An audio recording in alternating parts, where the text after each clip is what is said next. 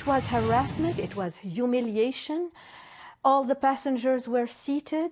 Till now, I think about it. So 3 years and 4 months and a day have passed. July 1st, 2015, Naya Farah and her girlfriend Amal Haddad were traveling with their two seeing eye dogs and Farah's daughter from right here at Terminal 3 at Pearson International Airport. Now, the two old friends, well, they're both visually impaired, though they traveled on multiple airlines with their seeing eye dogs on multiple occasions. Though on that day, when they boarded a Jet Airways flight here at Pearson, they were told they would have to put muzzles on their specially trained dogs if they wanted to stay on the plane. Eventually, they were escorted off the flight, and that has led to what could be a precedent-setting Canadian human rights inquiry. My friend, my daughter, and I pre-boarded the airplane. Our dogs, in fact, were at our feet, sleeping. And suddenly we have that crew person come to us and say, do you have muzzles for your dogs? She said, well, the pilot is requesting that your dogs be muzzled. Naya Farah says she lost her full sight by the time she turned 30. For the last 12 years, her dog Evie, who's now retired, has accompanied her around the world.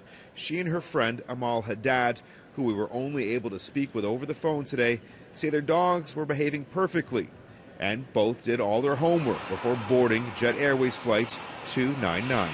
We came prepared with way more documents that they required. The pilot had made his mind that he didn't want us on board. The incident led to the party of three asking for police to board the plane in a last-ditch effort to be allowed to stay on the plane. Eventually, they were let off by Peel Police, who they say were very apologetic. The whole incident has led to a complaint being filed with the Canadian Human Rights Commission, which has now asked for the Canadian Human Rights Tribunal for an official inquiry.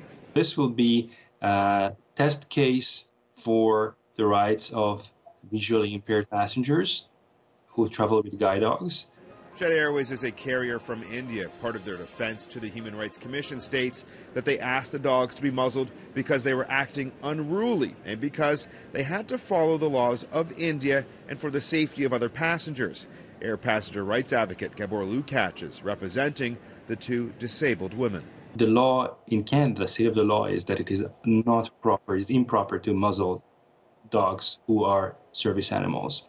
The Commission's conclusion notes that Jet Airways' defense is inconsistent. It states that the cabin crew asked the complainants muzzle their dogs temporarily until other passengers board the flight, but also states that the complainants had to muzzle their dogs during the flight to adhere to the laws of India. For the two friends, the fact an inquiry has been requested isn't a full victory, but they feel it's an important landmark for it even to get to this point. What do you hope the outcome is from the inquiry? The hope is, number one, this will never happen to any guide dog user traveling with Jet Airways. The hope is Jet Airways will understand that there is human rights legislation and protection of rights. City News reached out to Jet Airways today for comment. They've yet to respond to my email. Now, one of the first steps of the inquiry is seeing if the two sides will sit down with a mediator. If that doesn't happen, this will go to a hearing.